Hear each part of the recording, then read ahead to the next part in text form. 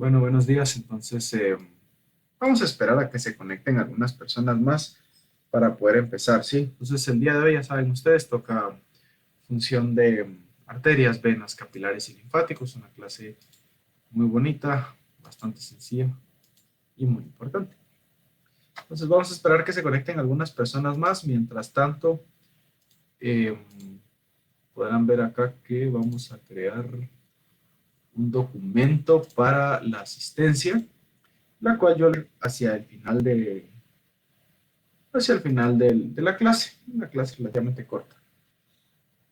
Recuérdense que cualquier duda me la pueden escribir aquí en los comentarios, yo estoy pendiente de ellos para que pues la podamos resolver sin ningún problema, pueden preguntar.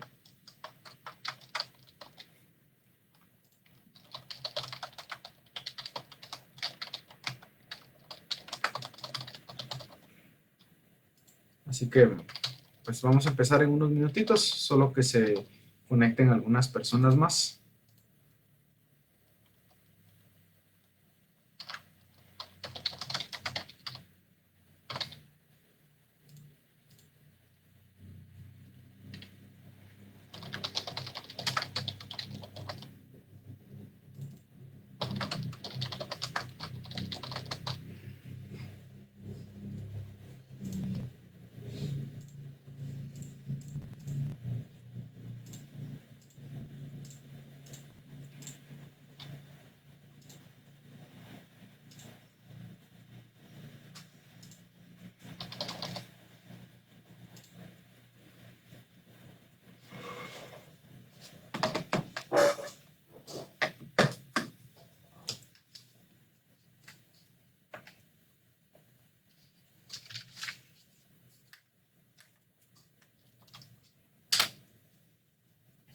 Bueno, entonces en unos minutitos empezamos, solo que se conecten algunas personas más. Como les decía, cualquier duda o pregunta la pueden escribir aquí en los comentarios. Yo estoy pendiente de los comentarios. Yo estoy viendo acá si alguien escribe algo para poder resolverlo y tengan la confianza. No se vayan a preocupar por eso.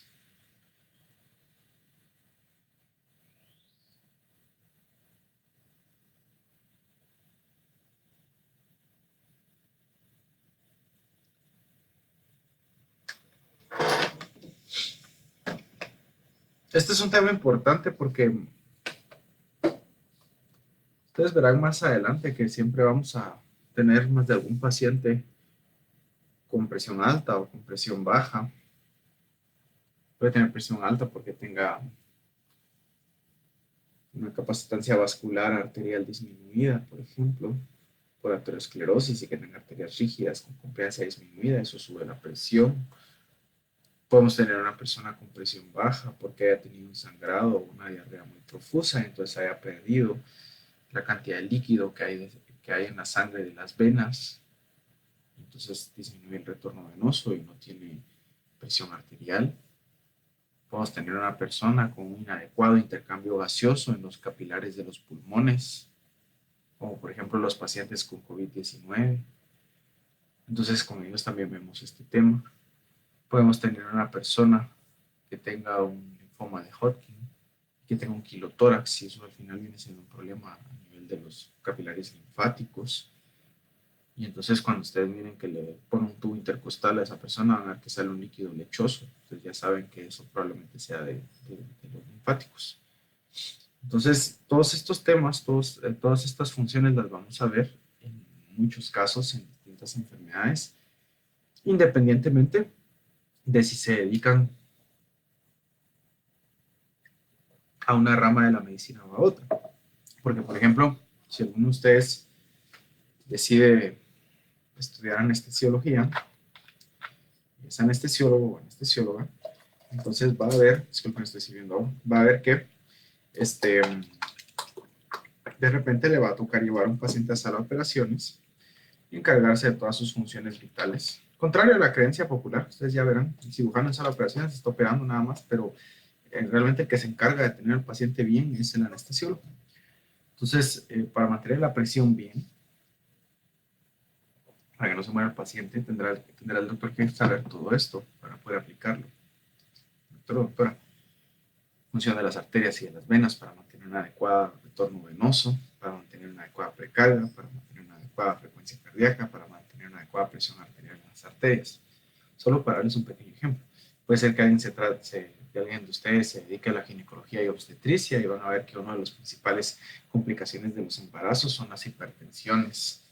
Durante el embarazo hay como 5 causas distintas de hipertensión durante el embarazo y entonces no podrán entender bien qué le está pasando a esta pobre mujer embarazada y a su bebé cuando está hipertensa si no entendemos la función de las arterias y las venas. No van a entender por qué esa paciente llega toda hinchada e hipertensa si no entendemos la función de arterias y venas.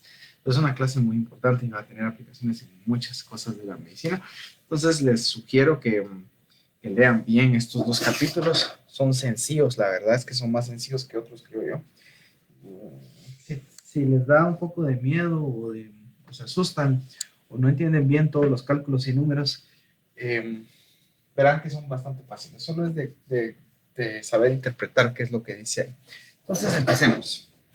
Primero, hay que saber que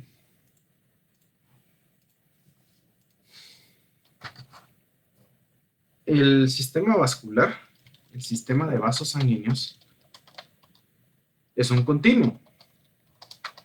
¿Qué quiere decir con eso que es un continuo? Quiere decir de que empieza en un lugar y termina en el mismo lugar. Y entonces realmente no podemos decir dónde empieza y dónde termina. Veamos por qué. Podríamos nosotros ejemplificar que al centro del sistema vascular está el corazón. Del corazón tenemos que salen las arterias. Las arterias se dividen en 2 grupos. Están las arterias elásticas y las arterias musculares, un poco más chiquitas, arterias musculares o distributivas, que son un poco más chiquitas. Luego de las arterias, pasamos a las arteriolas. Luego de las arteriolas, pasamos a los capilares. En los capilares se da el intercambio, son vasos de intercambio, vamos a hablar de intercambio en qué cosas en un ratito. Y luego de los capilares pasa la sangre a las vénulas. De las vénulas pasará el flujo de sangre hacia las venas.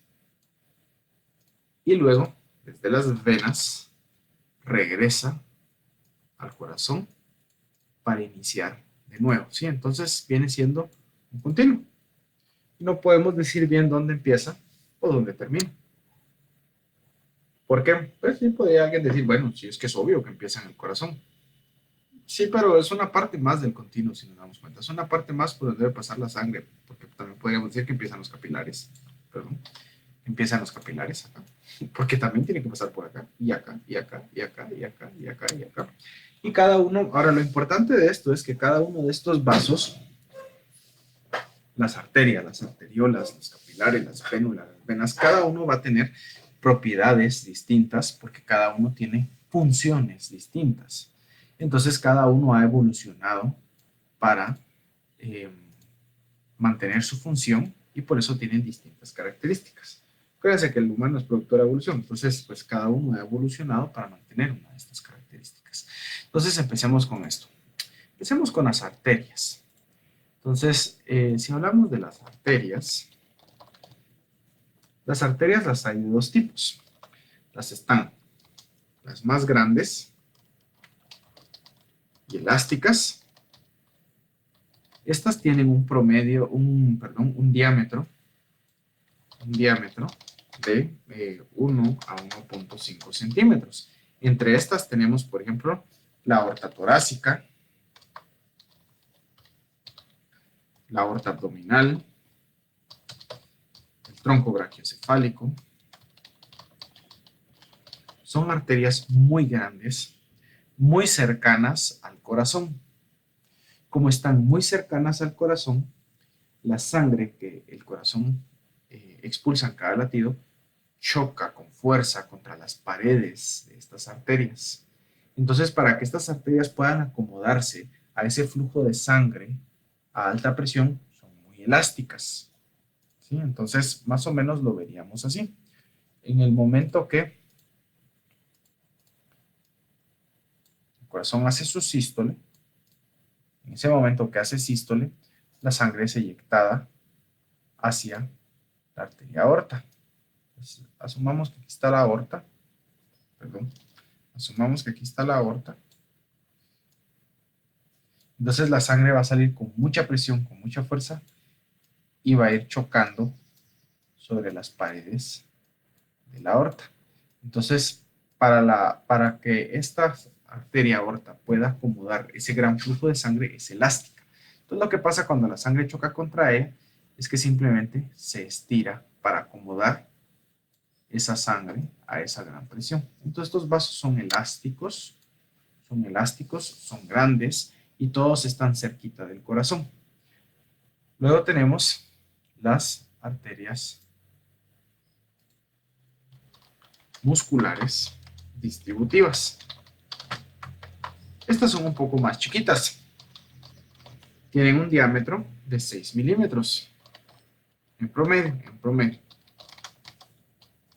Entonces, estas son las que irrigan cada órgano. Entonces, por ejemplo, si ustedes recuerdan la anatomía de la arteria aorta, tenemos que la arteria aorta sale del ventrículo izquierdo, luego del callado aórtico se convierte en la aorta descendente, luego atraviesa el hiato diafragmático y luego a atravesarlo pues empieza la arteria aorta abdominal y llegará a un punto donde la arteria aorta, miren, le hice un aneurisma a la aorta, ahí está, llega a un punto donde la arteria aorta abdominal tiene las arterias renales. Estas son ya más chiquitas y estas inervan directamente los riñones. Estas arterias entonces son más chiquitas irrigan directamente un músculo o un órgano.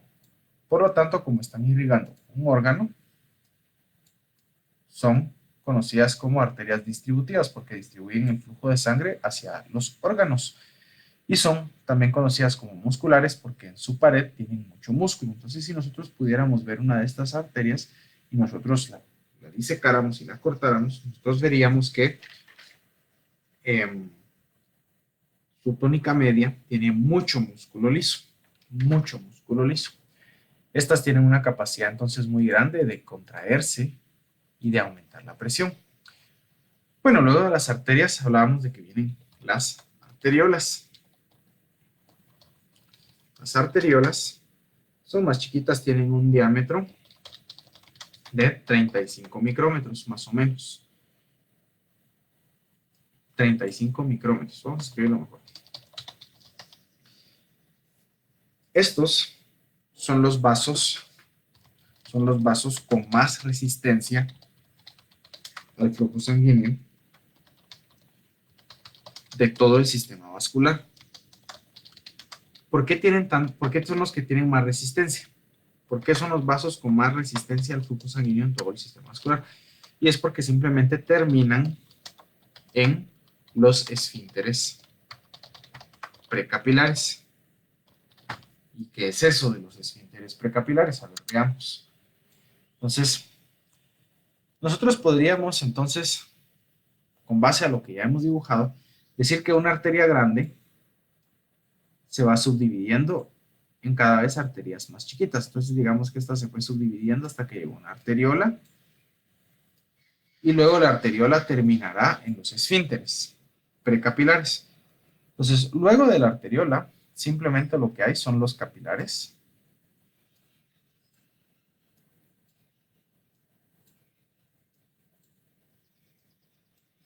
Y en los capilares, como les dije hace un ratito, son vasos de intercambio, ya se da el intercambio.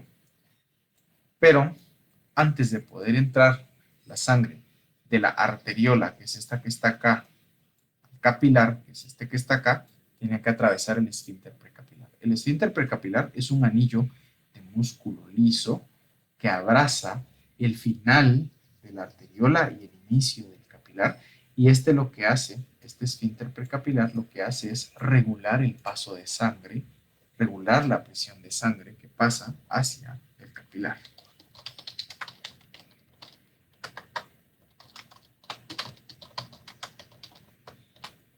Bien, entonces, si el esfínter precapilar se contrae, no deja que pase mucha sangre de la arteriola hacia el capilar. Entonces la resistencia al paso de sangre en la arteriola aumenta. Si el esfínter se relaja, permite más paso de sangre y la resistencia baja. Entonces la resistencia al flujo de sangre es mucho mayor usualmente en las arteriolas y especialmente en el momento que el esfínter precapilar está contraído. Entonces tenemos esos músculos ahí. Importante saber eso. Luego vienen los capilares. De los capilares se puede hablar muchas cosas. Luego vienen entonces los capilares. Vemos el color, ahí está. Los capilares tienen un diámetro de 8 a 10 micrómetros en promedio. Recuerden que si en algún momento su texto Wheaton dice un número diferente al que yo digo, es porque yo me baso también en otras bibliografías, pero para fines de evaluación siempre les van a preguntar del texto que diga el manual que les van a evaluar, ¿sí? Que diga el programa que les van a evaluar. Entonces los capilares tienen un diámetro de 8 a 10 micrómetros. Estos son vasos de intercambio.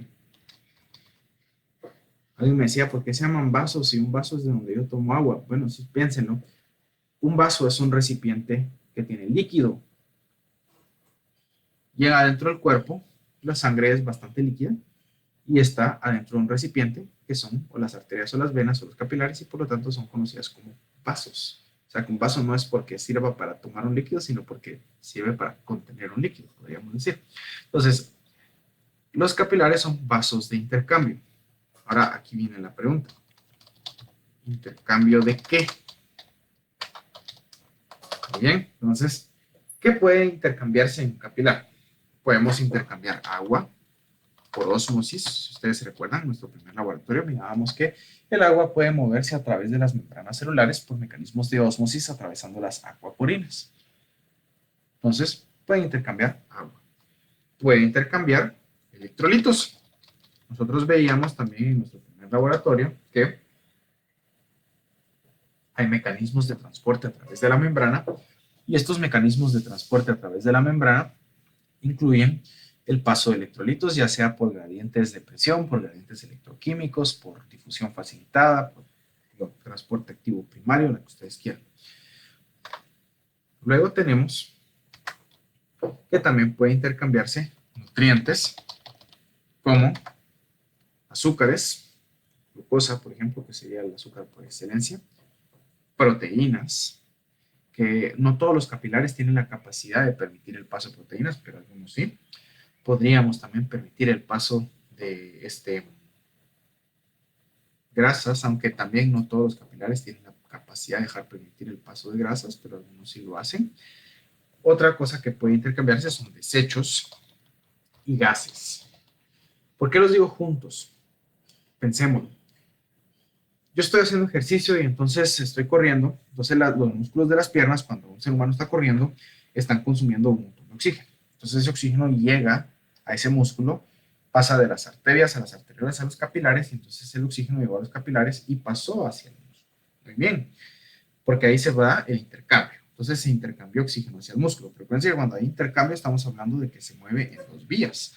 Entonces el músculo, por la respiración celular aumentada que tiene, por el aumento de producción energética, por el aumento de ejercicio, entonces está produciendo ahora CO2 en sus mitocondrias y ese CO2 entonces se intercambiará por el oxígeno y pasará como un desecho del metabolismo muscular hacia los capilares. Y estos ya se llevarán este CO2 por las venas hacia otro lado. Ya vamos a hablar de eso. Entonces, los capilares son vasos de intercambio, intercambian agua, electrolitos, nutrientes, desechos, gases. Los capilares, de una vez para sacarlos del camino, los hay de tres tipos: sinusoidales, continuos y fenestrados. ¿Sí? Entonces, escribámoslos acá. No sé si esto se mete más al ámbito de la histología, pero para que ustedes sepan, hay sinusoidales. Los sinusoidales principalmente los encontramos en la médula ósea, el hígado y el vaso. Estos tienen unas escotaduras bien grandes entre cada célula del capilar, y estos son los que permiten el paso, por ejemplo, de proteínas o hasta de células. Entonces, estos los encontramos en médula ósea, vaso de hígado. Ya tenemos también los continuos. Los continuos tienen uniones estrechas, muy pegadas, están rodeados de pericitos, y estos los encontramos principalmente en la barrera hematoencefálica. Y los últimos, que son los más comunes, son los fenestrados, que principalmente estos impiden el paso de moléculas grandes como proteínas, pero permiten el paso de agua, electrolitos y gases, y estos son los más comunes en el cuerpo humano. Continuamos entonces. Luego de los capilares tenemos las vénulas y las venas. Las voy a poner juntas. ¿Por qué? Porque realmente no hay mucha diferencia entre las vénulas y las venas más allá del tamaño. Las vénulas tienen más o menos un diámetro de 20 micrómetros, y las venas tienen un diámetro en promedio de 5 milímetros. Ahora, con las venas, este diámetro de 5 milímetros es cuando están relativamente vacías, porque ellas tienen una gran capacidad de ingurgitarse y llenarse de sangre. Entonces, ahora hablemos de las venas y las vénulas. Las vénulas inician inmediatamente en la región postcapilar. Entonces, así como hay arteriolas pericapilares, o sea, arteriolas que están antes de los capilares, hay vénulas postcapilares, vénulas que están inmediatamente después de los capilares. Usualmente, las venas tienen una función muy importante. Podríamos hablar que tienen dos funciones. Tienen dos funciones. La primera función es permitir el retorno de sangre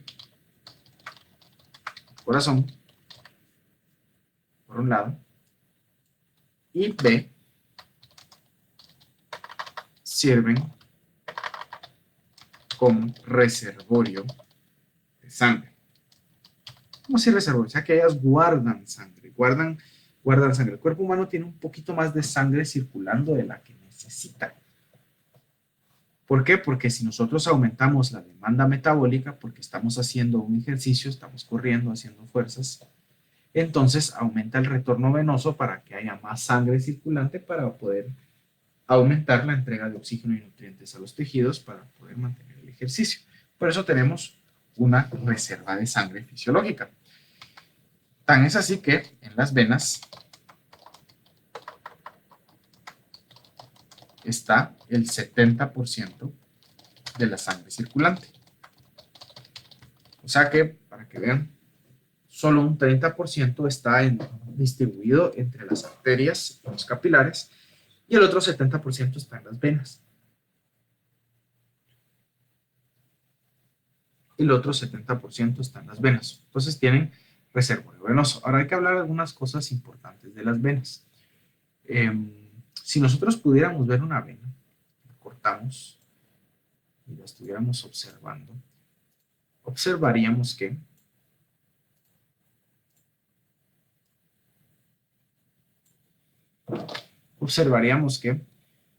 a diferencia de las arterias, tiene muy poquito músculo liso. Entonces, como tiene muy poquito músculo liso, no tiene una capacidad muy grande de contraerse. No se puede contraer mucho. Entonces, como no se puede contraer mucho, realmente esto hace que el retorno venoso de sangre sea un tanto difícil. Entonces, ¿cómo le hacen las venas para retornar la sangre al corazón si no tiene mucho músculo liso y no se va a contraer fuertemente? Bueno, tiene varios trucos. Primero, tiene válvulas o valvas que están dispuestas más o menos de esta forma. Estas permiten el paso de la sangre venosa hacia arriba. Pero,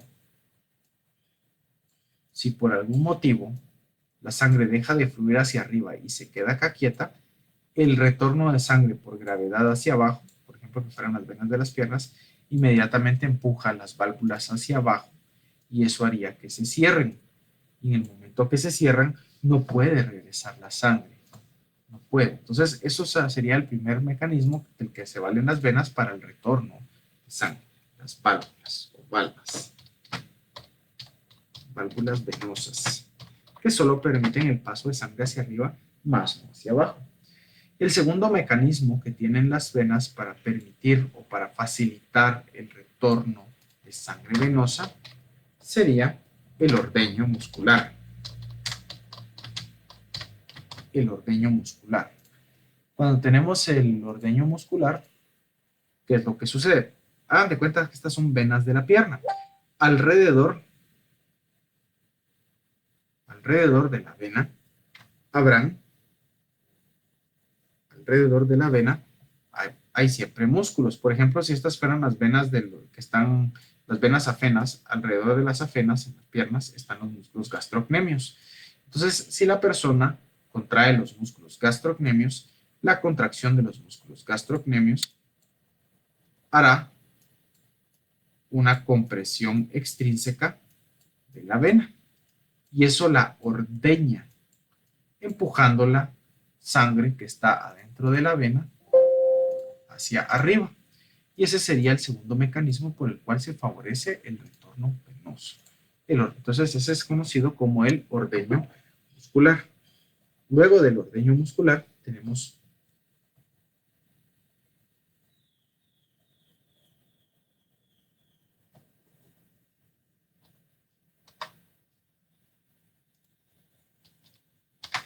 otro mecanismo y que sería, este es conocido como la bomba respiratoria.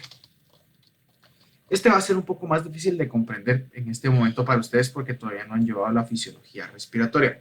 Pero lo que sucede es que cuando una persona respira, cuando nosotros respiramos y se contraen los músculos que permiten la inspiración, estos hacen que el diámetro del tórax aumente. Al aumentar el diámetro del tórax, disminuye la presión adentro del tórax.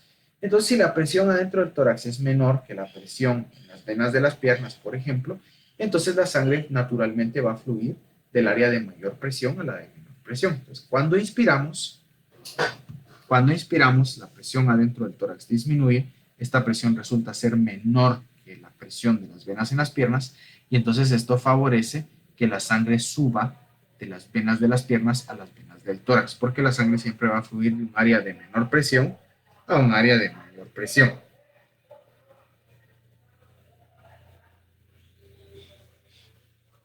Recuérdense que si alguien tiene dudas, con mucho gusto, lo puede escribir acá, yo estoy pendiente. Y por último tenemos lo primero que había mencionado, que es el músculo liso de las venas, que realmente es poquito. Como es poquito, no va a poder exprimir mucho la vena ni subir mucho la sangre, pero tenemos ahí un poquito. Y este se ve estimulado por un aumento del tono simpático. Entonces, si el sistema nervioso simpático libera adrenalina y noradrenalina a las venas, estas se contraen, los músculos lisos de estas se contraen y esto favorece también el retorno venoso. ¿Bien? Uy, miren, aquí se cortó esto, se quitó la bomba respiratoria. Vamos a escribirlo.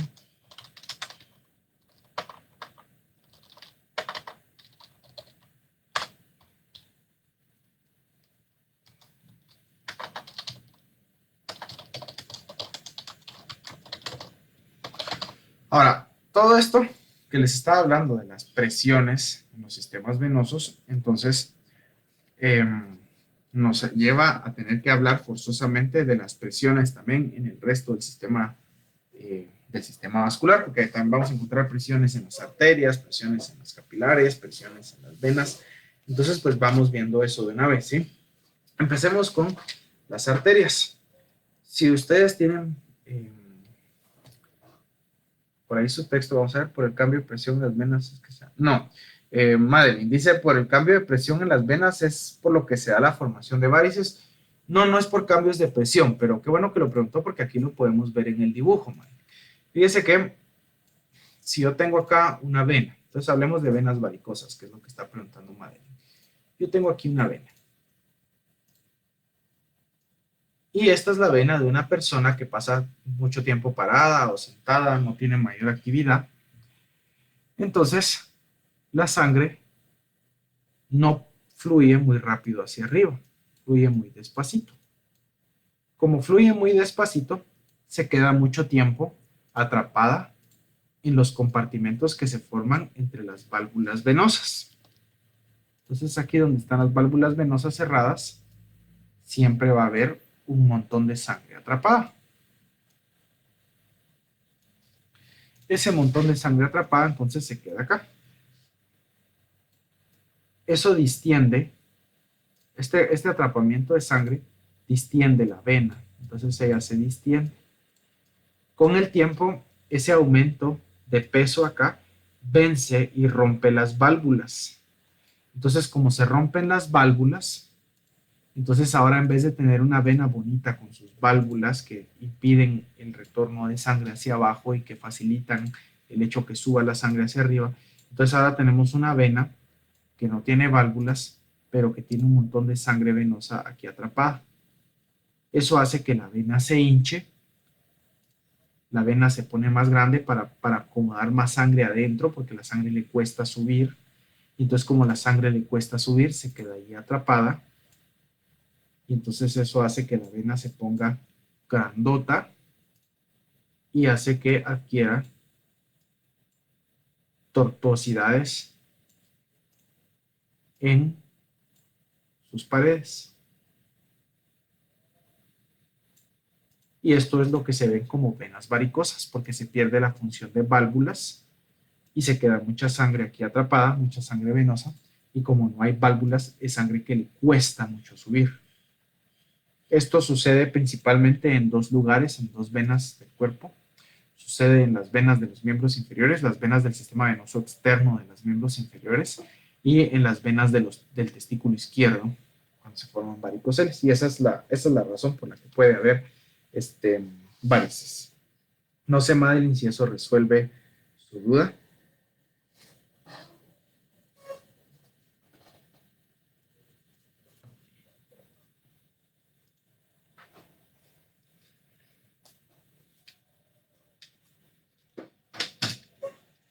Bueno, continuando. Si alguien tiene otra duda ahí, con mucho gusto, ¿sí?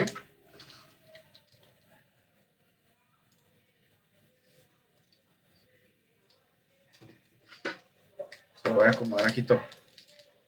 Bueno, entonces ahora hablemos de otros conceptos que son importantes y que están en su texto. Creo que será el chatarrero.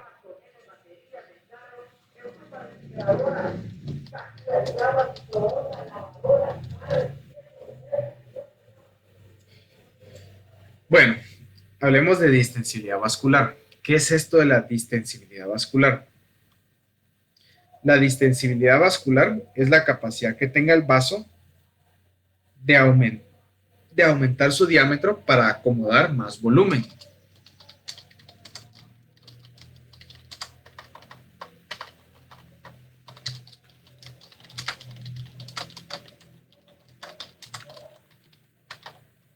Más volumen de sangre, obviamente, ¿verdad? Esto tiene una fórmula matemática. Entonces, ¿cuál será esa fórmula matemática? Entonces, sabremos que distensibilidad vascular es igual a el aumento de volumen en un vaso dividido el aumento de presión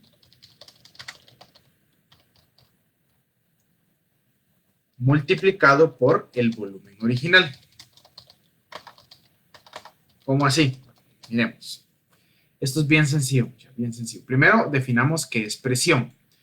Ustedes, esto ya se los he dicho, si han recibido clase conmigo, yo siempre se los digo así. Recuérdense su clase de física fundamental del año pasado.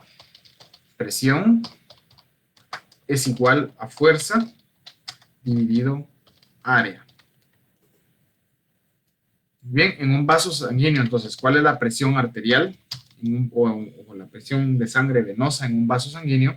La presión va a ser igual al peso de la sangre, que sería la fuerza, dividido el área del diámetro del vaso. Entonces, si aumenta el volumen de sangre en un vaso sanguíneo, aumenta el peso de sangre en un vaso sanguíneo. Por lo tanto, aumentará la presión. Entonces, miremos acá cómo se expresa la distensibilidad vascular. Su texto les da un ejemplo muy claro. Dice que si, por ejemplo, aumenta el volumen 1 mililitro y este mililitro ocasiona un aumento de presión de 1 milímetro de mercurio,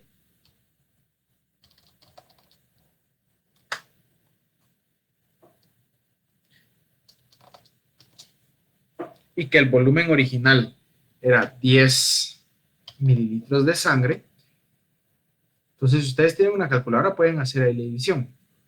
1 dividido el resultado de 1 por 10, o sea, sería 1 dividido 10. Y 1 dividido 10 les va a dar 0.1.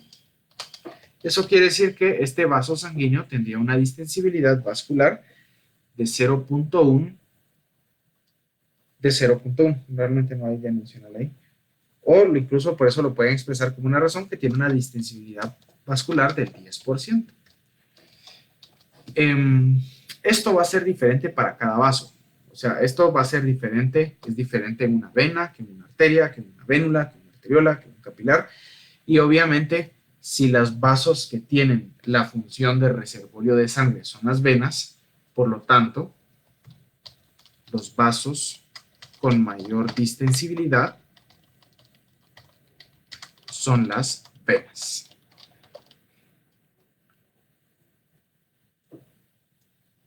Bueno, pero esto solo es la mitad de todo lo que podemos saber. Hay otro concepto importante. El otro concepto importante es la complianza o capacitancia. Complianza es una mala traducción del inglés que es compliance, pero pongámoslo, complianza o capacitancia vascular.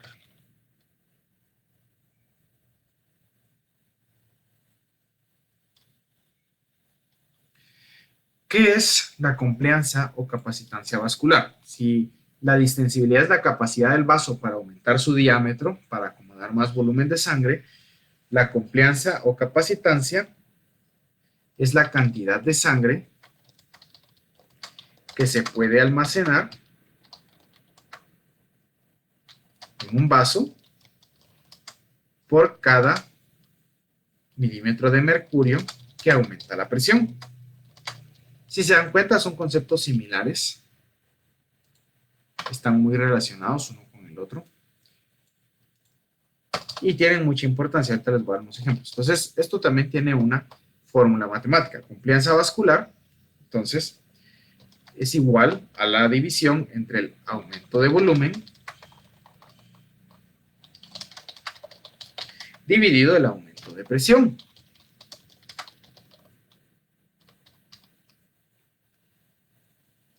Obviamente la complianza o capacitancia va a ser mayor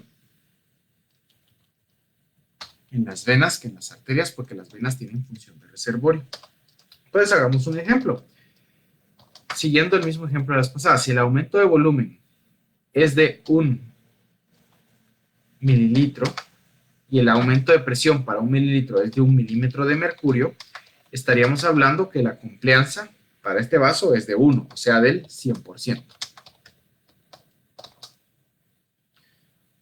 Pero esto es un ejemplo hipotético. Casi ningún vaso va a llegar a eso. Los que más van a llegar a tener capacitancia van a ser las arterias, van a ser las venas, y estas pueden llegar a tener hasta un 60% de capacitancia. En situaciones patológicas puede haber más, pero no se mantiene por mucho tiempo porque luego hay mecanismos contrarregulatorios que disminuyen el volumen de sangre atrapado en una vena. Entonces no vamos a entrar en detalles de eso. Ahora, ¿por qué es importante esto? Fíjense que hay pacientes que pueden parar en una unidad de cuidados intensivos. Por cual que sea la razón. Una de las razones más comunes por la cual una persona puede parar en cuidados intensivos podría ser un estado de choque séptico. ¿Qué es eso? Lo van a aprender un poquito más en patología, pero resulta que alguien puede tener una infección por una bacteria, por un virus, y esto puede ocasionar lesión de los endotelios de las arterias. Y esto puede ocasionar que los endotelios, que las arterias ya no se contraigan adecuadamente y eso hace que baje la presión arterial mucho. Eso se llama choque séptico. Entonces no hay presión arterial. Entonces estos pacientes paran en cuidados intensivos para recibir medicamentos para aumentarles la presión arterial. Parte del tratamiento con ellos es determinar cuánto medicamento van a necesitar, qué dosis de medicamento necesitan para aumentar la presión arterial, para tampoco no subírselas mucho y luego poco a poco irselos quitando conforme vayan mejorando. Para poder saber esto, necesitamos idealmente colocar un catéter en una arteria que nos mide la presión arterial en vivo con cada latido. Entonces, en cada latido vamos viendo la presión arterial en vivo y nos permite hacer cálculos de complianza y de distensibilidad para ir nosotros también viendo si el paciente necesita más líquido o menos líquido, o más medicamento o menos medicamento para poder lograr. Esos son conceptos que son muy importantes, que sí se manejan.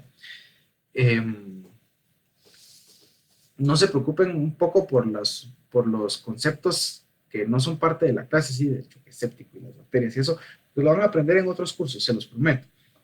Pero, o sea, van viendo que todo esto va a tener relaciones con otros cursos. Ahora, hay algo bien importante acá. Cuando nosotros colocamos esos catéteres adentro de una arteria, entonces digamos que, ¿cómo hacen eso? Les voy a dibujar cómo hacen eso porque nos va a servir para los siguientes clases. Entonces aquí tengo yo la mano del paciente. Recuérdense que la mano está inervada principalmente por dos arterias. Sería la arteria radial,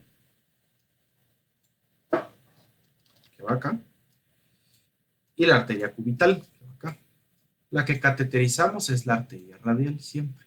¿Por qué la radial? Porque lleva menos sangre que la cubital y entonces si la lesionamos no dejamos a la mano sin flujo sanguíneo. Entonces aquí metemos un catéter. Este catéter va conectado a un transductor que va conectado a un monitor. Y el monitor, en su pantalla, nos va a mostrar entonces las siguientes curvas. Con cada latido nos va a mostrar esto.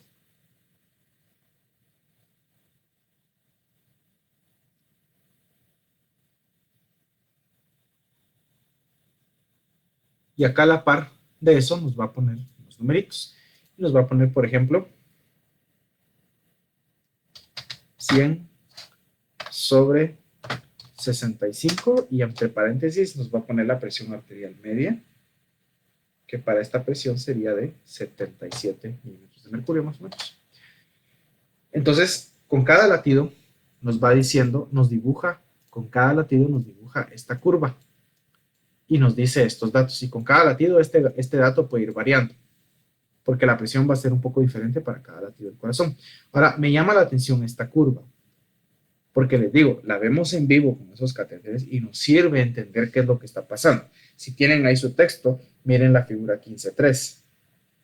Y miren si les parece que esta curva que yo les dibujo acá se parece a lo que está dibujado ahí en la figura 15.3. Estamos viendo una curva en vivo de la presión arterial.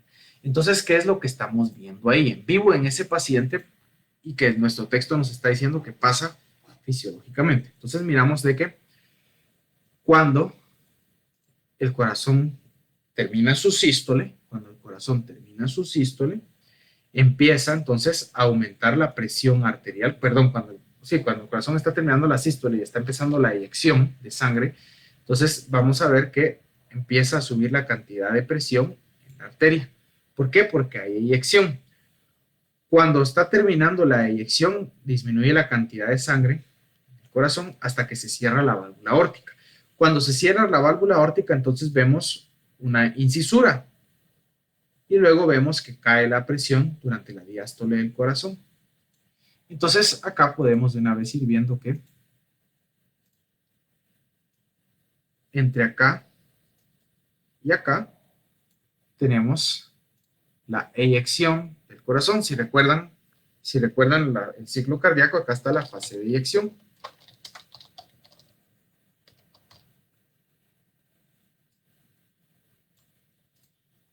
Vamos a poner esto aquí abajo para que se lea bien. Luego acá tenemos la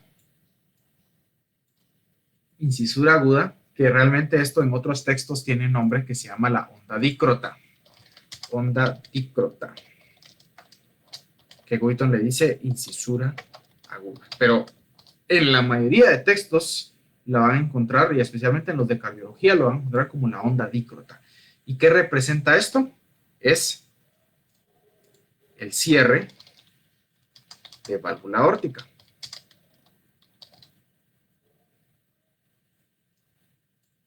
Eso representa la incisura aguda o onda dícrota. Y luego de eso, pues tenemos la diástole cardíaca, que sería más o menos acá.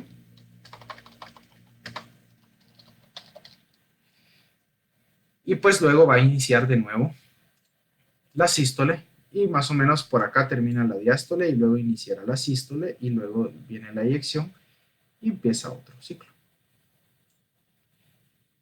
Acá nosotros esto lo podríamos poner entonces en una gráfica como es el monitor, y entonces en nuestra gráfica, más o menos a este nivel, habrían, si fuera la presión de nuestro paciente, a este nivel en la línea verde estarían los 65 milímetros de mercurio, sería la presión diastólica, diástole, y donde está la línea más alta, que es hasta acá, hasta donde llegó, más o menos hasta acá estaríamos entonces hablando que acá están los 100 milímetros de mercurio. Un paciente, por ejemplo, podría luego de esto tornarse hipertenso y entonces irse esta onda hasta arriba, llegar hasta, qué sé yo, los 140 milímetros de mercurio, y luego cerrarse acá arriba por los 80 o 90 milímetros de mercurio porque está hipertenso.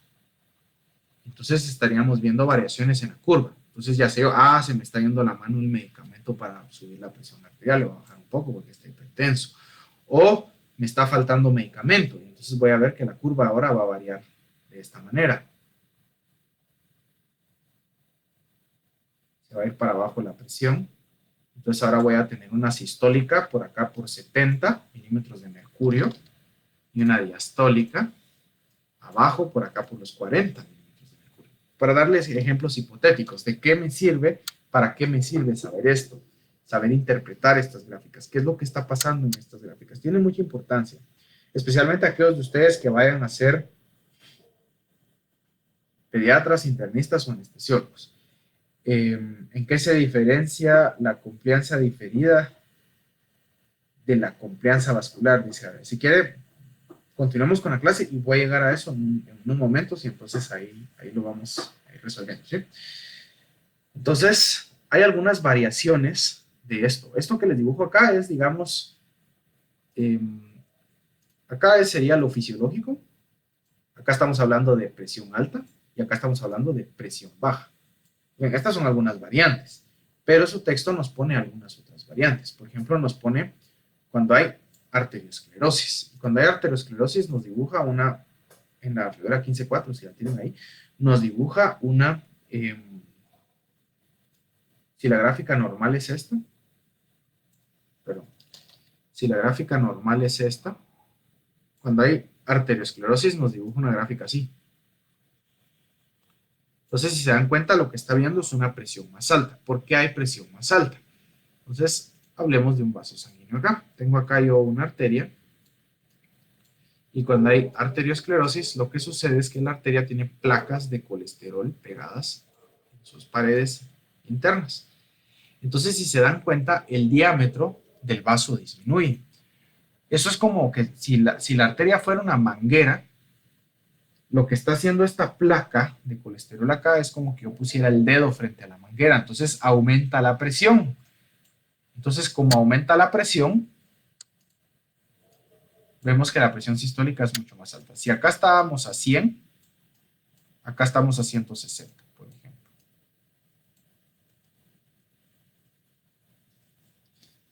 Podríamos ver también el caso de una estenosis aórtica.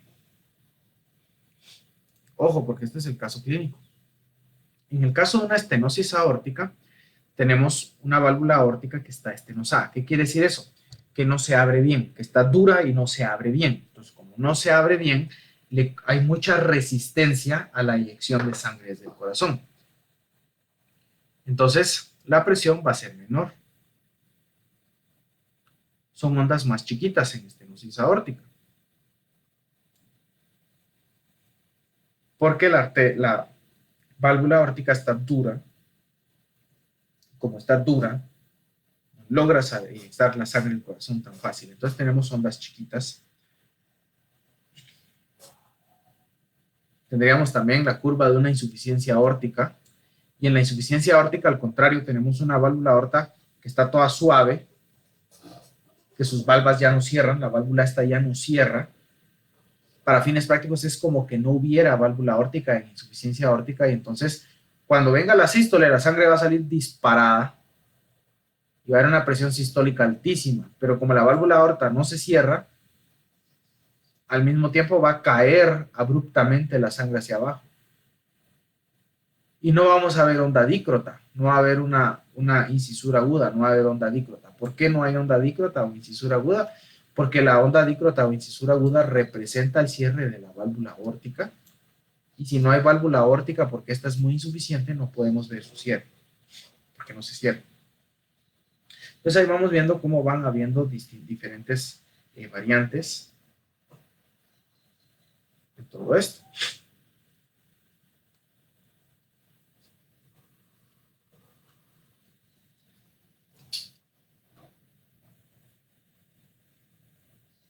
Ahora, conforme vamos viendo o conforme va cambiando el vaso sanguíneo, por ejemplo, esto que yo les dibujo acá, son arterias grandes y de mediano calibre, esto que les dibujo acá. Pero conforme nos vamos hacia las arterias más chiquitas, vamos a ir viendo que hay cambios en esta onda. Por ejemplo, cuando lleguemos a la arteriola, ya no vamos a ver esta onda así como una onda dícrota tan pareja, sino vamos a ver nada más que la sistólica hace esto y luego la diastólica hace esto, y hace así como el sombrero del principito, de la culebra que se tragó el elefante. Solo vamos viendo esto en arteriolas chiquitas, y luego los capilares, ellos mantienen una presión estable, muy bajita, con pocos cambios. Otra razón por la cual es importante saber esto: hay pacientes que pueden parar en una unidad de cuidados intensivos porque tengan un trombo en la arteria pulmonar, un tromboembolismo pulmonar. ¿Qué es eso? Es un coágulo en la arteria pulmonar, entonces no permite que la sangre salga del corazón hacia los pulmones, entonces no permite que se oxigene sangre. Entonces en estos pacientes tenemos que meter un catéter en la arteria pulmonar que nos permita ver las presiones en la arteria pulmonar para guiar nuestro tratamiento, similar a como metemos un catéter en la arteria real. Eso se llama un catéter de Swan-Ganz.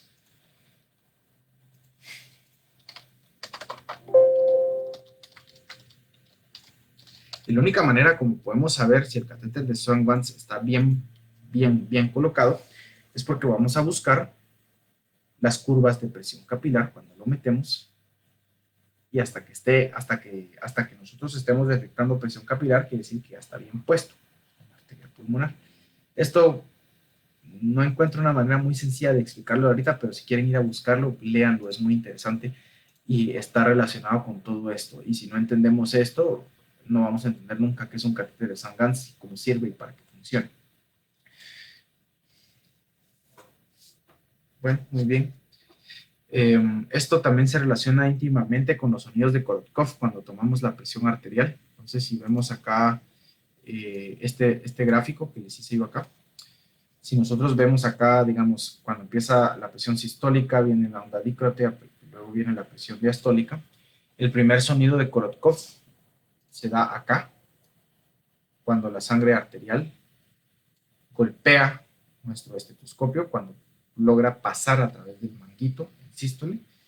Y el último sonido de Korotkov lo vamos a escuchar acá, cuando el último poquito de sangre en presión diastólica golpea nuestro estetoscopio, cuando logre pasar por el manguito que está apretando la arteria. Y eso es lo que nos da los sonidos de Korotkov. Entonces, como los latidos son continuos y nuestro manguito va disminuyendo la presión arterial, va disminuyendo la presión con la que estamos apachando el brazo, entonces si tenemos aquí un continuo de latidos, pues acá tenemos, por ejemplo, aquí hay 4 latidos. Y la presión de esta persona es de 120 en sístole y 80 en diástole. Cuando nosotros inflemos el manguito del esfigmomanómetro, cuando lo vayamos desinflando y la agujita más o menos vaya acá por los 120, entonces ahí vamos a escuchar acá el primer sonido Korotkov. Cuando vaya por acá, más o menos a los 100, vamos a escuchar este sonido Korotkov. Cuando vaya acá a los 80, vamos a escuchar este sonido Korotkov. Y luego acá cuando la aguja ya está por debajo de 80, por ejemplo en 60, este latido ya no oímos nada. Entonces eso es lo que nos va dando los sonidos de la presión arterial.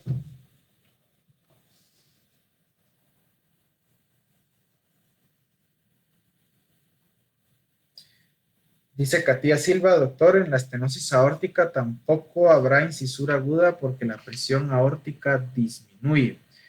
Fíjese que en la estenosis aórtica sí hay incisura aguda, solo es de una morfología un poco aplanada. Miremos. En la estenosis aórtica, digamos, la válvula aorta, si yo la viera aquí así por arriba, tiene sus 3 valvas semilunares, suavecitas. Entonces, aquí está cerrada, aquí está cerrada, y cuando está abierta, si yo la viera desde arriba, se ve que las valvas están retaídas. Entonces ahí está abierta y permite el paso de sangre. Cuando están estenosadas, si nosotros vemos una válvula aorta estenosada, más o menos se mira como lo que voy a dibujar acá. Se miran valvas que están pegadas en sus pliegues. Entonces su apertura es mínima. Cuando se abre una válvula aórtica estenosada, esto es lo normal y esto es en estenosis. Cuando se abre la válvula aórtica estenosada, como los pliegues están pegados, solo se abre un poquito. Miren el espacio valvular que se logró abrir acá, es bien poco. Sin embargo, sí va a haber un cierre de la válvula, porque de acá va a pasar acá y de acá a acá. Entonces sí hay un cierre en la válvula. Entonces, ¿cómo se mira esa incisura aguda o esa onda dícrota? Se mira achatada. Entonces vemos una onda dícrota chiquita, medio plana, muy angosta, pero sí hay, porque sí se cierra la válvula, Katia.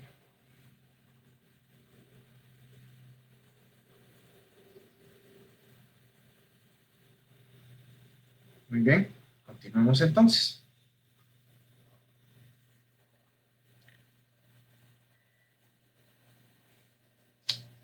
Entonces, vamos viendo. Bueno, con eso terminamos más que todo lo que es acerca o referente a las arterias y a las presiones arteriales. Solo me falta hablar un poquito de las venas que se me olvidó mencionar al principio, cuando hablamos de venas. Y luego ya pasamos a capilares y terminamos. Capilares es muy corto, muy rápido, muy fácil. Entonces hablemos de las venas, algo que se me olvidó mencionar de las venas. Regresemos al pizarrón de venas, que es este. Y lo que se me olvidó mencionarles aquí de las venas es que las venas son sistemas de baja presión. Las venas mantienen baja presión, pero alto volumen de sangre.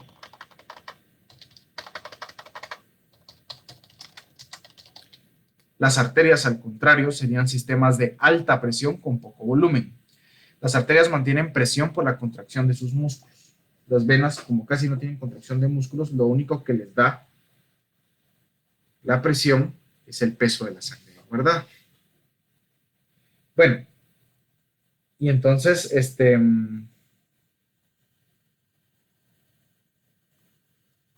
¿a qué viene todo esto? En que cada parte del sistema venoso va a tener una diferente presión. Entonces, por ejemplo, si yo veo las venas de las piernas,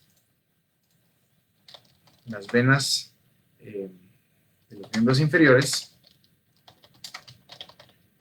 estos tienen una presión más o menos de 90 milímetros de mercurio, es una presión altísima.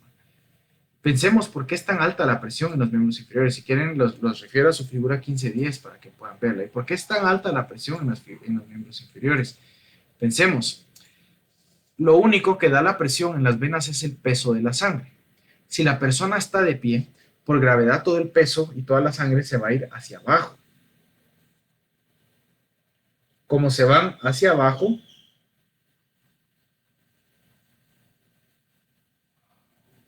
aumenta la presión en las venas más inferiores. Entonces, la presión en los miembros inferiores es de 90 milímetros de mercurio.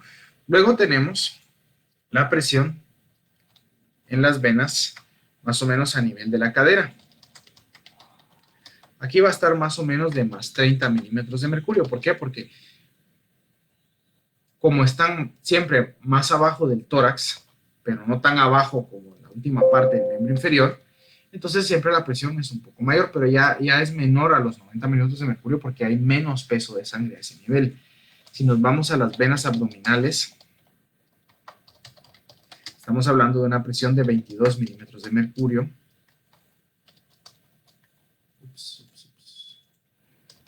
Si nos vamos a las venas torácicas, que serían las dos venas cavas, ahí más o menos se mantiene una presión de 0 milímetros de mercurio muy cerca del corazón. Si se recuerdan en el laboratorio de RCP, esto era muy importante cuando si recibieron la clase conmigo, porque, o si ya vieron mi video en YouTube, porque esto es lo que hace que, por ejemplo, aquellos pacientes con neumotórax tensión entren en paro cardíaco. Neumotórax tensión aumenta la presión dentro del tórax, aumenta por encima de los 0 milímetros de mercurio, aplasta las venas cavas y disminuye el retorno venoso. Y por último, lo que puede resultar confuso, que las venas de la cabeza, la presión es negativa, de menos 10 milímetros de mercurio. ¿Por qué es negativa en la cabeza? Porque, recuérdense que las venas no se contraen, o si lo hacen muy poco. Entonces, lo único que determina la presión en las venas es el peso de la sangre. Pero por gravedad, la sangre venosa está predispuesta a caer hacia las venas cavas en el tórax y hacia el corazón. Por lo tanto, mantiene una presión negativa en relación a las venas torácicas. Y por eso se habla que mantienen en el seno sagital una presión de menos 10 milímetros de mercurio. Ahora, toda esta información tiene un montón de implicaciones súper importantes para cuando ustedes traten pacientes. Por ejemplo, ustedes pueden atender un día un paciente que iba en moto, se cayó y cayó de panzazo sobre un poste, una pared, el pavimento, un carro, lo que sea. Y entonces tiene un trauma cerrado de abdomen. Cuando lleguen a patología, van a ver que cuando hay un golpe muy severo, muy fuerte y se lesionan los órganos, estos se inflaman. Al inflamarse, acumulan líquido. Y al acumular líquido, aumenta la presión adentro de los órganos. Entonces, el abdomen es una cavidad cerrada. Si se inflama el abdomen, aumenta la presión adentro del abdomen. Y entonces, parte del tratamiento en estos pacientes con trauma cerrado de abdomen es evitar que la presión de la cavidad abdominal sea mayor a los 22 milímetros de mercurio. Porque si es mayor a eso, se aplastan las venas abdominales y entonces la sangre ya no puede pasar de los capilares a las venas y entonces no hay intercambio de gases, entonces no le llega oxígeno a los intestinos y se le mueren los intestinos y se muere el paciente. Entonces, importante saber eso. Otra cosa importante que tenemos que saber de esta gráfica. La presión en el seno sagital es de menos 10 milímetros de mercurio. Eso es mucho más bajo de la presión atmosférica. Entonces, si nosotros tenemos una lesión, un paciente con una lesión de cabeza y este se lesiona el seno venoso sagital, como este tiene presión negativa, primero puede jalar aire y puede hacer embolias aéreas y luego de haber hecho la embolia aérea puede empezar a sangrar un montón porque la presión va a aumentar en la cabeza por la inflamación y pues eso va a ocasionar que luego sangre un montón.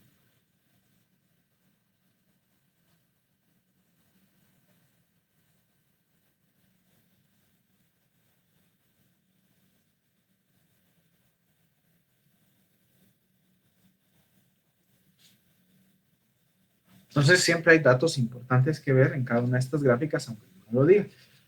Ahora vámonos a hablar de capilares. Capilares es muy sencillo. Voy a abrir otro pizarrón, ya se me llenaron estos. Recuérdense, cualquier duda aquí me dicen. Estoy pendiente todavía de lo que me dijeron hace un ratito, no se preocupen, no se me olvidó. Entonces miremos. Hablemos de capilares. Entonces, los capilares, como les dije al principio de la clase, son vasos sanguíneos de intercambio. de intercambio. Hablamos que se pueden intercambiar nutrientes, gases, electrolitos, agua, desechos. Muy bien, y eso está muy bien. La pregunta es, ¿cómo se da ese intercambio? Pero resulta que es muy sencillo. El principal intercambio que vamos a ver a nivel capilar es el intercambio de gases. Es el que más nos interesa. Porque si nos pensamos en el capilar, es donde la sangre arterial se convierte en sangre venosa. Ahora, es fácil pensar que solo hay capilares en la circulación sistémica o solo en la circulación pulmonar, pero tenemos capilares en ambas circulaciones, tanto en la circulación pulmonar como en la circulación sistémica. Recordemos que tenemos siempre al inicio del capilar, donde termina la arteriola, tenemos el esfínter precapilar, que es esto aquí anaranjado que les dibujo, que regula el flujo de sangre y la presión de sangre que pasa hacia los capilares. Bueno, yo ya tengo sangre aquí en los capilares, entonces aquí viene mi eritrocito. Recuérdense que siempre les digo yo que la sangre, uno comete el error de pensar que la sangre es, digamos, una sola unidad, y la sangre es como un vaso de leche en polvo. Pensemos, si alguna vez han hecho leche en polvo, ustedes agarran agua, le echan leche en polvo, lo mueven y tenemos leche líquida. Similarmente, podríamos, digamos, hacer sangre si agarráramos agua, le echamos células de la sangre, eritrocitos, leucocitos y plaquetas, y le echamos proteínas de la sangre y lo movemos todo, tendríamos sangre. O sea que la sangre tiene agua. Recuérdense que el 30%, el 60% del cuerpo es agua. Entonces, hablemos de los componentes de la sangre. Si nosotros entonces dividiéramos la sangre en sus componentes, veríamos que es agua, 60% más o menos, o más. Luego tendríamos proteínas y luego tendríamos células. Estos son los componentes. Y de igual manera, las células, si las deshacemos en sus componentes, las células están formadas de agua y proteínas. Y también tienen lípidos en su membrana, pero agua y proteínas es lo que principalmente forma también una célula. O sea que, si lo simplificamos, los componentes de la sangre son agua y proteínas. Simplificando, ¿sí? Agua, proteínas y un poquito de grasas, que vamos a obviarlo por el momento. Vamos a despreciar ese dato por el momento porque es muy poco. Eso quiere decir de que la presión en un capilar está determinada por la cantidad de agua y proteínas en el capilar.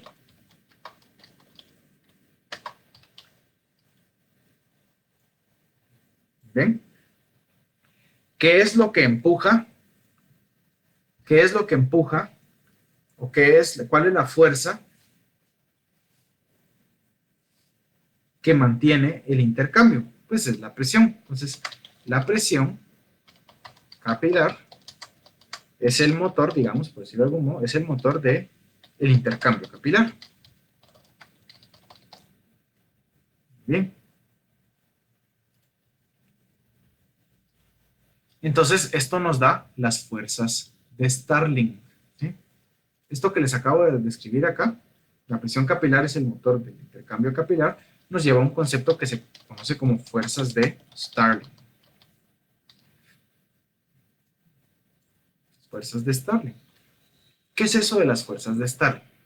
Bien, las fuerzas de Starling nos dicen que, solo vamos a borrar vamos a borrar el trocito así. Las fuerzas de Starling nos dicen que adentro de un capilar hay presión de agua, también conocida como presión hidrostática,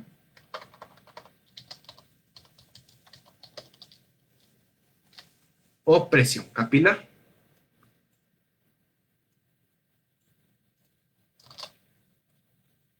presión de agua, conocida como presión hidrostática, también conocida como presión capilar, ¿sí?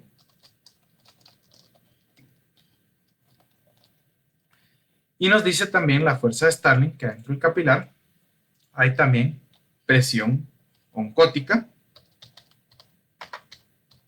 o coloidosmótica, que es la presión ejercida por el peso de las proteínas en la sangre. Pero si consideramos que el capilar, él está intercambiando nutrientes, gases, agua, electrolitos, con el tejido circulante. Entonces aquí alrededor del capilar hay tejido circulante, hay células. Entre las células hay un espacio intersticial, que más o menos lo veríamos aquí. Entonces, ¿qué hay en el intersticio? En el intersticio también vamos a encontrar agua y proteínas. Entonces también vamos a encontrar que en el intersticio hay presión hidrostática, presión de agua, hidrostática, intersticial.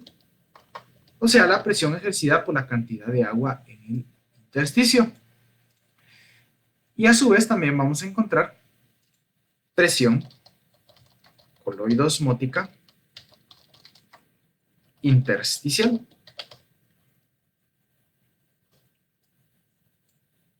Y resulta que estas presiones, entonces, estas cuatro presiones, las dos hidrostáticas y las dos coloidosmóticas, o las dos presiones capilares y las dos presiones intersticiales, son el motor detrás del intercambio capilar.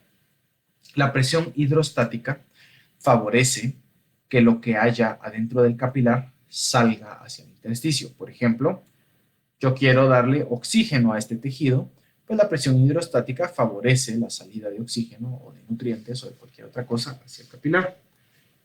Mientras que la presión coloidosmótica capilar favorece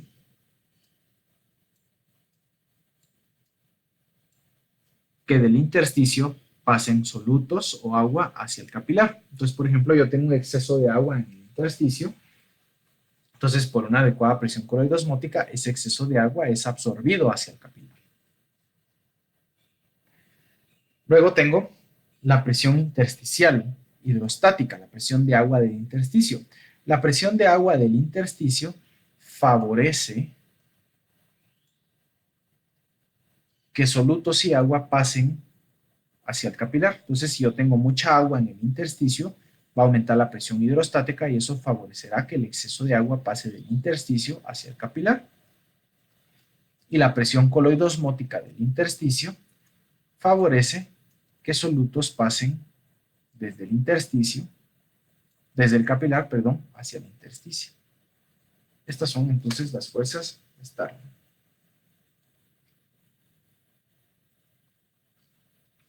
Esto entonces lo expresan como una fórmula.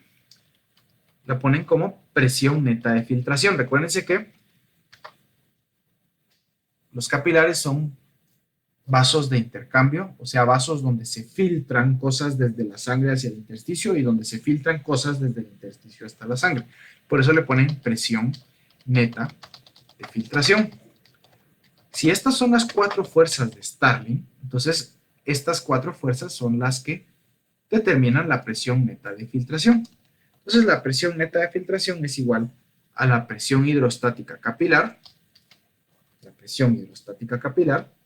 menos la presión coloidosmótica capilar. Vamos a poner como PCC, presión coloidosmótica capilar, menos la presión hidrostática capilar, más la presión coloidosmótica intersticial.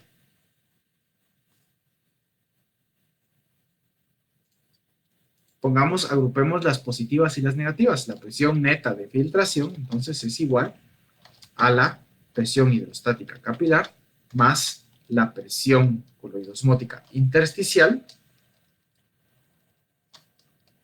Y todo esto menos la sumatoria de, solo voy a ajustar mi cuadrito de texto, todo esto menos la sumatoria de la presión coloidosmótica capilar más la presión hidrostática intersticial. Aquí cometí un error, disculpen, acá en esta, acá puse PHC y acá es PHI. Vamos a corregir ahorita, ¿sí? Disculpen, si alguien se dio cuenta ahí.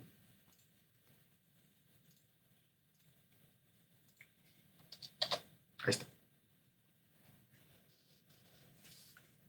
Esto es lo más importante de saber de capilares. Si entendemos esto, entendemos todo acerca de cómo funcionan los capilares. Esto es muy importante porque esto nos sirve a entender muchas enfermedades. Por ejemplo,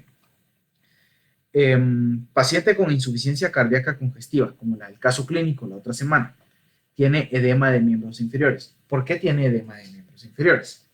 Resulta que las personas con insuficiencia cardíaca congestiva, por cualquiera que sea la causa, tienen una disminución del retorno de sangre venoso hacia el corazón. Entonces, hay más sangre acumulada en las venas de las que debería de haber. Esto hace que se acumule más sangre también en los capilares. Entonces, como se acumula sangre en los capilares, aumenta la presión hidrostática capilar. Como aumenta la presión hidrostática capilar, esto empuja al agua de la sangre en los capilares hacia afuera, hacia el intersticio. Entonces se sale el agua hacia el intersticio y entonces vemos que los miembros inferiores, donde la presión es mayor en las venas, por lo tanto hay mayor presión en los capilares, hay más salida de agua desde los capilares hacia el intersticio porque hay más presión hidrostática y por lo tanto se hinchan los miembros inferiores, se edematizan. Entonces no podemos entender un edema sin entender esto. Tenemos también pacientes con enfermedades renales. Hay una enfermedad de los riñones, el síndrome nefrótico. Estos pacientes tienen un problema en sus nefronas, en los riñones, y ellos orinan todas las proteínas del cuerpo. Ellos cada vez que orinan proteínas. Entonces, como orinan proteínas, la presión coloidosmótica en ellos se va al suelo. Entonces ellos no tienen nada de presión coloidosmótica en las capilares. Entonces, como no hay nada de presión coloidosmótica en los capilares, no hay una fuerza que favorezca que se retenga agua en los capilares. Entonces, por lo tanto, la presión hidrostática capilar es en relativa a la coloidosmótica, es muy fuerte. Entonces, el agua se sale de los capilares y estos son pacientes que se hinchan todos. Llegan a la emergencia, ustedes miran, usualmente son niños jóvenes, tienen unos 12 años, 10, 12 años, 8 años. Se miran niños que parecen sapitos de hinchados que están de las piernas, de los brazos, de la cara, de la lengua, de todos lados están hinchados los pobres, porque no tienen presión coloidosmótica y solo presión hidrostática. No podemos entender qué les está pasando a estos pacientes sin entender las fuerzas de Starling. Entonces, como les digo, estos dos capítulos son fundamentales para entender un montón de cosas. Si acaso les estoy dando ejemplos bien puntuales, se me ocurren por lo menos otros 20 que no me daría tiempo de terminar de hablar. Y por último tenemos los linfáticos. Los linfáticos son el sistema vascular olvidado, los vasos linfáticos, pero son sumamente importantes. Los vasos linfáticos, lo que circula en ellos no circula sangre, circula linfa. ¿Qué es la linfa? Son grasas, les voy a decir que son grasas, agua, desechos y células. Células del sistema inmune, principalmente. En la linfa vamos a encontrar que siempre están en ramificaciones. Entonces vamos a un vaso linfático, un ganglio linfático. Luego de este ganglio, otro vaso linfático llegará a otro ganglio linfático. Otro vaso linfático llegará a otro ganglio linfático. Y así se van en cadenitas. Ahora, estos vasos no son un continuo como esto que mirábamos acá. Yo les decía con las venas y las arterias que era un continuo, que no se sabe bien cómo empieza y cómo termina. Partimos del corazón, a las arterias, a las arteriolas, a los capilares, a las venas, al corazón. Sí, esto es en la circulación sistémica, pero en los linfáticos no tanto. Los linfáticos parten de los órganos, o sea, se originan, pongamos mejor, se originan en los órganos, en el hígado, en el estómago, en las parótidas, en los pulmones, en el vaso, ¿sí? Todos los órganos, los intestinos. Entonces los linfáticos se originan en los órganos y desembocan todos en el conducto torácico. Ahora, sí, se originan en los órganos, en la mayoría, pero la mayoría de linfáticos se origina en los intestinos y el hígado. Ahí se originan casi todos. ¿Sí?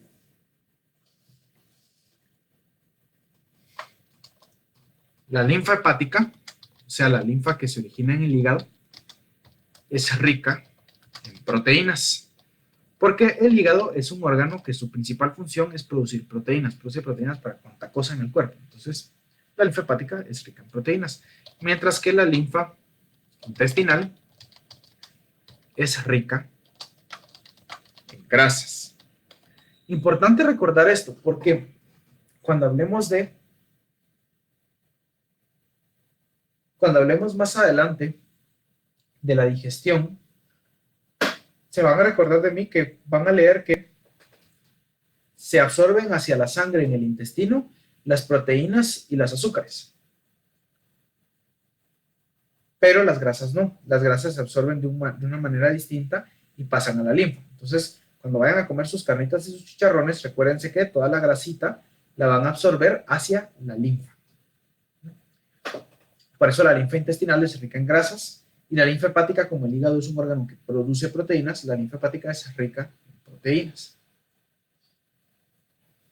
Toda esta linfa que se produce en los órganos, entonces circula y va pasando por ganglios linfáticos y sigue circulando y pasa por ganglios linfáticos y sigue circulando y pasa por ganglios y sigue circulando hasta llegar al conducto torácico.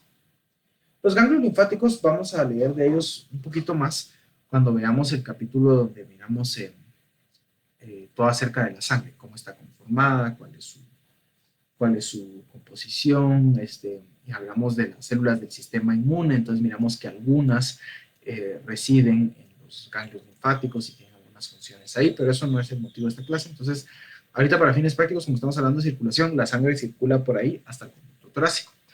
El conducto torácico, entonces, es un vaso linfático bastante grande que discurre en el hemitórax derecho pegado al pulmón, perdón, en el hemitórax izquierdo pegado al pulmón izquierdo, pues aquí estaría el pulmón, y desemboca en la vena yugular, donde se une la vena yugular con la vena cava superior. Ahí desemboca toda la linfa. Entonces, todas estas grasas y proteínas al final se mezclan con la circulación general.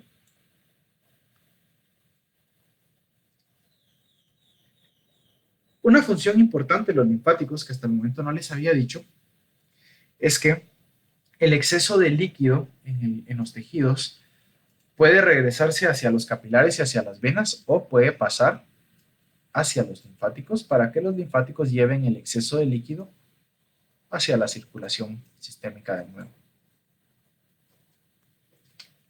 Entonces, si comen mucha grasa, si comen una pizza entera con extra queso, toda esa grasa al ratito va a estar circulando en su linfa y al ratito va a caer a su conducto torácico, o sea que va a caer a la sangre venosa y va a circular. Llegará al hígado y el hígado ya la procesará. Y pues bueno, eso es la clase hasta el momento. ¿Alguien tiene alguna otra pregunta? Les voy a dejar aquí en los comentarios. Les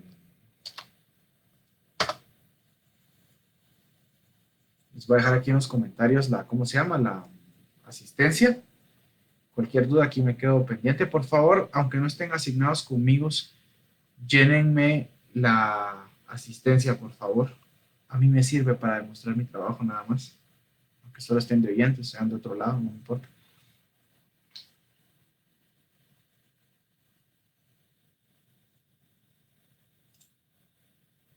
Y pues bueno, les deseo lo mejor, estudien bastante. Cualquier duda me pueden escribir a mi correo. Ya saben que siempre les contesto ahí las dudas que van surgiendo.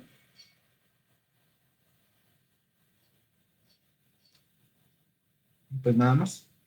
Les deseo una feliz tarde. Feliz día.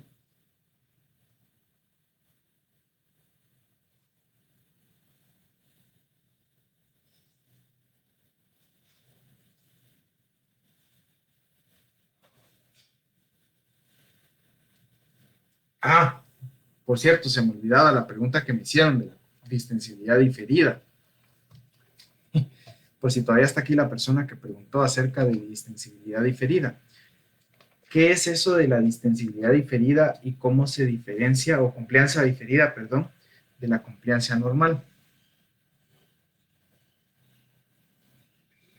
Entonces regresemos a el concepto de distensibilidad. Entonces hablamos que la distensibilidad es la capacidad de un vaso para aumentar su diámetro para acumular un volumen de sangre. Consideremos un vaso sanguíneo chiquito. Yo aquí tengo una pequeña arteria y ahora a esta arteria yo le tiro un montón de sangre. Vamos a dibujar la sangre en azul para facilitar el conocimiento. Entonces ahora le entra un montón de sangre a esta arteria. Entonces, como es un montón de sangre, esta arteria deberá aumentar su distensibilidad. Entonces ahora va a distenderse para acomodar este aumento en la cantidad de sangre. Entonces ahora aquí está más cómoda la sangre. Bien. En ese momento, en el momento inicial, cuando empezó a entrar un montón de sangre, la presión se fue para arriba. Y luego cuando la distensibilidad acomoda toda esta sangre, la presión ya se normaliza. Entonces la presión se va para abajo. La diferencia de presión entre el momento de presión alta antes de que empezara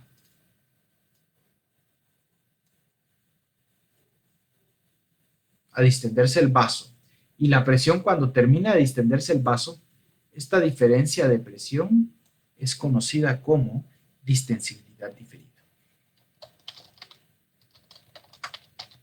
En otras palabras, la distensibilidad diferida es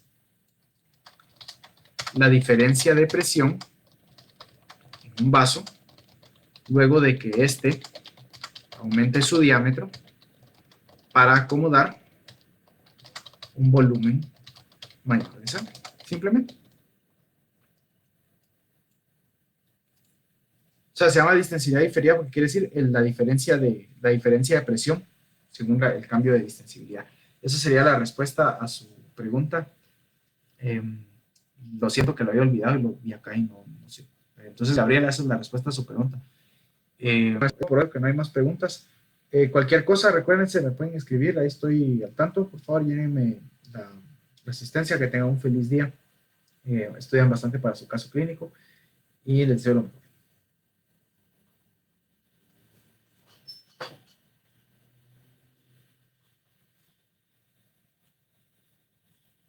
Recuerden ver mi canal de YouTube, que es donde voy subiendo las clases. Esta también estará subida en unas horas.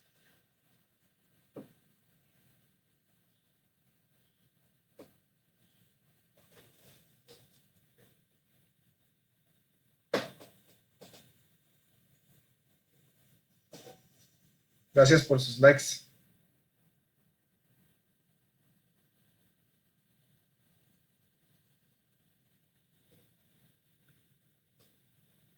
Por nada, Rafael, por nada, José.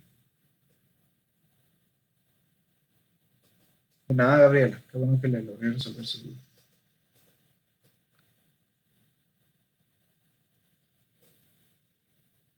Está con mi nombre, Luis Gabriel Robles González.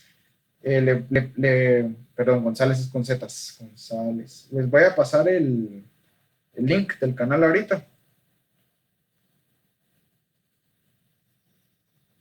para que puedan ver y puedan suscribirse cuando quieran.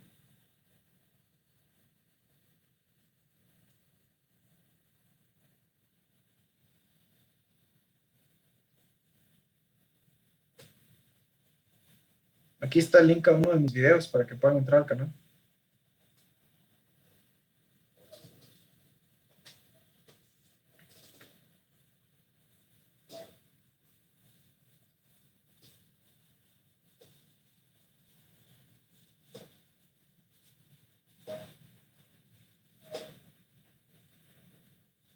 Bye. Gracias, feliz día, me desconecto.